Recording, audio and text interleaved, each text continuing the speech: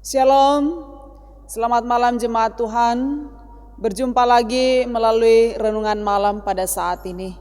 Karena itu mari persiapkan hati kita untuk menghadap hadirat Tuhan. Kita awali dengan mendengarkan satu pujian.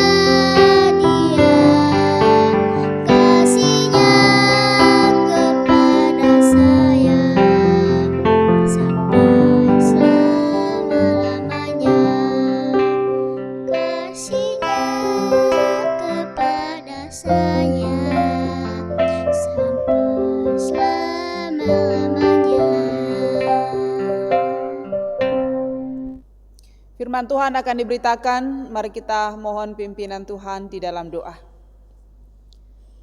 Kami bersyukur kepadamu ya Tuhan, pemeliharaanmu Engkau terus nyatakan dalam kehidupan kami, dan kami ada hingga pada saat ini, semua karena kasih dan anugerah Tuhan. Kami boleh menikmati pemeliharaan Tuhan sepanjang hari ini, dalam berbagai aktivitas tugas tanggung jawab yang Tuhan percayakan. Biarlah apa yang telah kami lakukan berkenan bagi Tuhan dan membawa sukacita dalam kehidupan kami. Malam ini Tuhan, sebelum kami beristirahat, kembali kami datang menghadap hadirat-Mu, rindu mendengarkan suara Tuhan yang saat ini akan kami baca dan dengarkan bersama. Terangi hati kami dengan kuasa Roh Kudus-Mu, supaya firman ini boleh diberitakan dengan benar dan mengambil bagian yang layak dalam kehidupan kami. Berfirmanlah, sesungguhnya kami bersedia mendengarkan firman-Mu. Dalam Kristus Yesus firman yang hidup, kami datang kepadamu Bapa di surga. Amin. Jemaat yang dikasihi Tuhan, mari bersama kita membaca bagian firman Tuhan dari kitab 2 Raja-Raja pasal 17, ayatnya yang ke-7 sampai ayatnya yang ke-23. Demikian firman Tuhan. Keruntuhan kerajaan Israel. Hal itu terjadi karena orang Israel telah berdosa kepada Tuhan Allah mereka, yang telah menuntun mereka dari tanah Mesir dari kekuasaan Firaun, Raja Mesir, dan karena mereka telah menyembah Allah lain, dan telah hidup menurut adat istiadat bangsa-bangsa yang telah dihalau Tuhan dari depan orang Israel, dan menurut ketetapan yang telah dibuat raja-raja Israel. Dan orang Israel telah menjalankan hal-hal yang tidak patut terhadap Tuhan Allah mereka. Mereka mendirikan bukit-bukit pengorbanan dimanapun mereka diam, baik dekat menara penjagaan maupun di kota yang berkubu. Mereka mendirikan tugu-tugu berhala dan tiang-tiang berhala di atas setiap bukit yang tinggi dan di bawah setiap pohon yang rimbun. Di sana di atas segala bukit itu mereka membakar korban seperti bangsa-bangsa yang telah diangkut Tuhan tertawan dari depan mereka. Mereka melakukan hal-hal yang jahat sehingga mereka menimbulkan sakit hati Tuhan. Mereka beribadah kepada berhala-hala, walaupun Tuhan telah berfirman kepada mereka, "Janganlah kamu berbuat seperti itu." Tuhan telah memperingatkan kepada orang Israel dan kepada orang Yehuda dengan perantaraan semua nabi dan semua tukang tilik. "Berbaliklah kamu daripada jalan-jalanmu yang jahat itu, dan tetaplah ikuti segala perintah dan ketetapanku, sesuai dengan segala undang-undang yang telah kuperintahkan kepada nenek moyangmu, dan yang telah kusampaikan kepada mereka dengan perantaraan hambaku para nabi." Tetapi mereka tidak mau mendengarkan, melainkan mereka mendengarkan tengkuknya seperti nenek moyangnya yang tidak percaya kepada Tuhan Allah mereka. Mereka menolak ketetapannya dan perjanjiannya yang telah diadakan dengan nenek moyang mereka, juga peraturan-peraturan yang telah diperingatkannya kepada mereka. Mereka mengikuti dewa kesia-siaan, sehingga mereka mengikuti bangsa-bangsa yang di sekeliling mereka.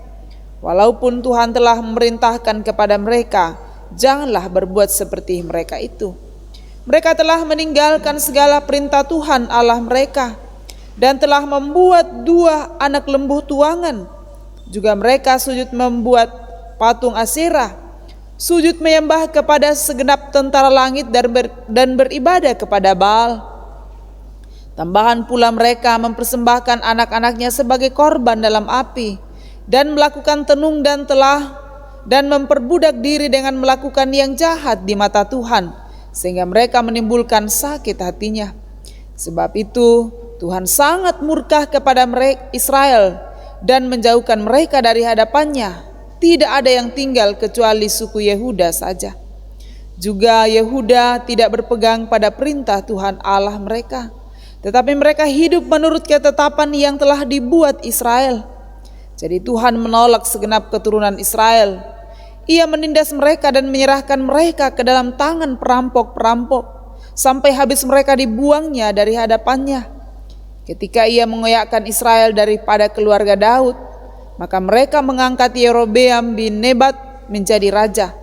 Tetapi Yerobeam membuat orang Israel menyimpang daripada mengikuti Tuhan, dan mengakibatkan mereka melakukan dosa yang besar. Demikianlah orang Israel hidup menurut segala dosa yang telah dilakukan Yerobeam. Mereka tidak menjauhinya, sampai Tuhan menjauhkan orang Israel dari hadapannya, seperti yang telah difirmankannya dengan perantaraan semua hambanya, para nabi. Orang Israel diangkut dari tanahnya ke Asyur, ke dalam pembuangan. Demikianlah sampai hari ini. Terpuji nama Tuhan. Amin. Kebenaran firman Tuhan telah menyapa kita bersama pada malam hari ini. Mari sejenak kita hayati bagian firman Tuhan ini dalam tuntunan tema, jangan menyakiti hati Tuhan. Jangan menyakiti hati Tuhan. Bapak Ibu saudara-saudara yang sama dikasihi Tuhan, bagaimana rasanya kalau kita tersakiti? Ya. Bagaimana rasanya kalau kita dikecewakan? Ya. Tentu yang tahu persis adalah diri kita sendiri. Yang pasti bahwa dalam menjalani kehidupan ini, mungkin kita pernah merasa tersakiti, dan sebaliknya juga mungkin kita pernah menyakiti orang lain. Nah, hal ini terjadi atau hal ini kita lakukan tentu dengan alasan-alasan. Ya. Kita menyakiti orang lain pasti ada alasannya, dan sebaliknya kita disakiti oleh orang lain pasti ada alasannya. Jadi itu tidak terjadi secara otomatis, tetapi pasti ada alasannya yang terjadi. Nah, tema pada saat ini mengajarkan kita jangan menyakiti hati Tuhan. Dalam hal apa Bapak Ibu saudara-saudara kita sering menyakiti hati Tuhan? Kita menyakiti hati Tuhan dalam hal perlawanan kita terhadap kebenarannya. Kita menyakiti Tuhan dalam hal perlawanan kita terhadap kehendaknya dalam kehidupan ini. Ya. Kita belajar bersama untuk melihat apa yang dialami oleh umat Israel sebagai bangsa pilihan. Mereka dikenal sebagai umat yang kuat. Mereka dikenal sebagai umat yang tangguh. Tetapi yang membuat kekuatan mereka, ketangguhan mereka menjadi runtuh ialah karena perlawanan mereka terhadap kehendak Tuhan.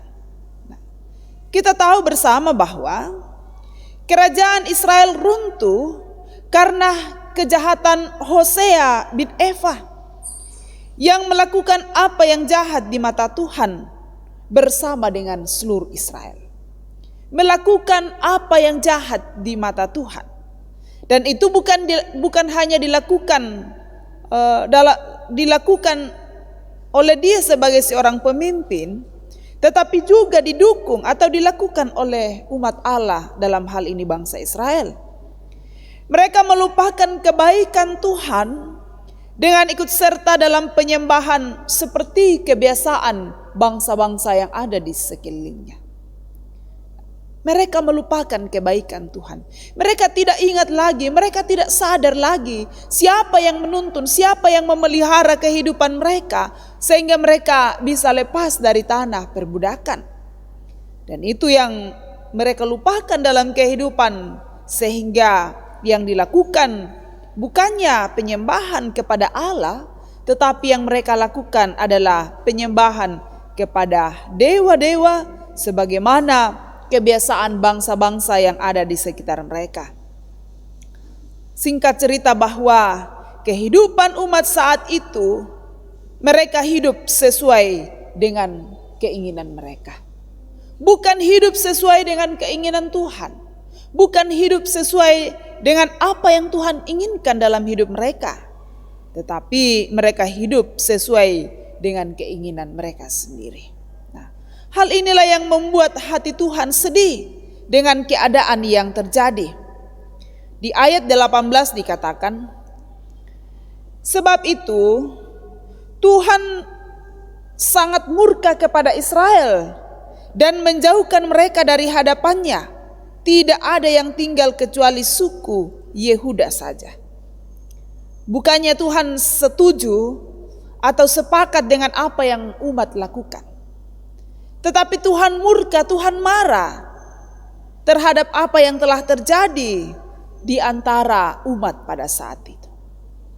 Bapak, Ibu, saudara-saudara yang sama dikasihi Tuhan, gambaran kehidupan umat Allah dalam hal ini bangsa Israel mungkin saja sering menjadi gambaran kehidupan kita, yang sering kali menyakiti hati Tuhan, melakukan pemberontakan kepada Tuhan, dan lebih memilih mengikuti keinginan kita daripada keinginan Tuhan. Tetapi ingat bahwa konsekuensi dari keputusan seperti itu ialah murka Tuhan dalam kehidupan ini.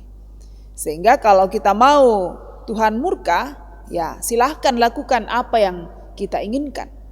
Tetapi kalau kita menghendaki Tuhan memberkati kehidupan kita, lakukanlah apa yang Tuhan inginkan dalam kehidupan kita.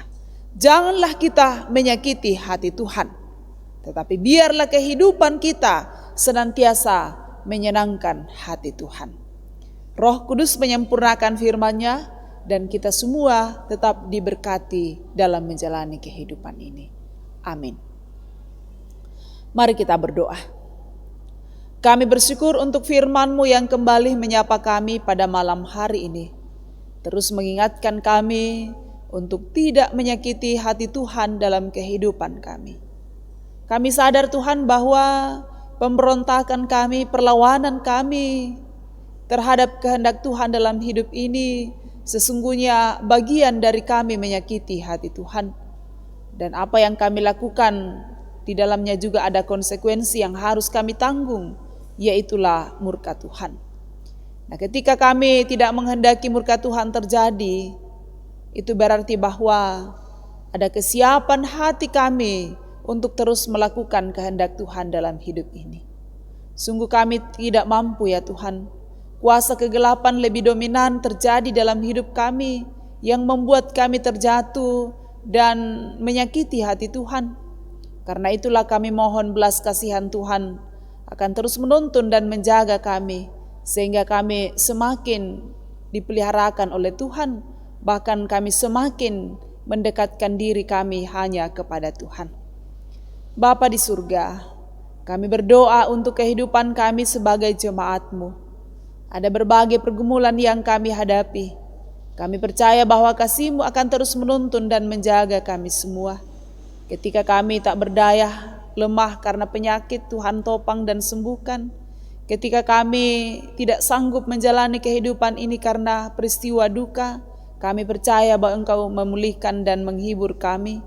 Ketika kami tidak berdaya karena berbagai beban kehidupan yang terjadi, yakinkan kami bahwa beban kami tidak melebihi kasih Tuhan yang sungguh luar biasa. Kami pun bersyukur untuk semua kebaikan yang Tuhan boleh anugerahkan dalam kehidupan kami. Baik itu melalui pertambahan umur, baik itu melalui kesembuhan dari penyakit, kesuksesan dalam meraih pendidikan ataupun kesuksesan dalam pekerjaan, bahkan banyak hal yang kami alami. Tuhan, kami mohon kiranya Engkau terus memberkati semuanya itu. Kami terus berdoa untuk pelayanan kami di tengah-tengah jemaat Tuhan. Berkati dan topang kami untuk menjalani semua itu dengan penuh sukacita. Dan biarlah apa yang kami lakukan berkenan bagi Tuhan dan membawa berkat dalam kehidupan jemaat-Mu di tempat ini. Kami berdoa untuk kehidupan kami selanjutnya. Tuhan akan menjaga kami supaya kami boleh melewatinya dengan selamat sejahtera. Secara khusus untuk malam ini kiranya kami boleh beristirahat dengan tenang. Esok pagi pun kami boleh bangun dengan selamat untuk melanjutkan aktivitas yang Tuhan anugerahkan. Terima kasih ya Tuhan kebaikan-Mu buat hidup kami. Kami membawa seluruh keberadaan hidup kami kepadamu. Dan semua ini kami bawa bukan kehendak kami yang jadi, melainkan kehendak-Mu. Di dalam Kristus Yesus Tuhan dan Juru Selamat yang hidup, kami bersyukur kepadamu Bapa di surga.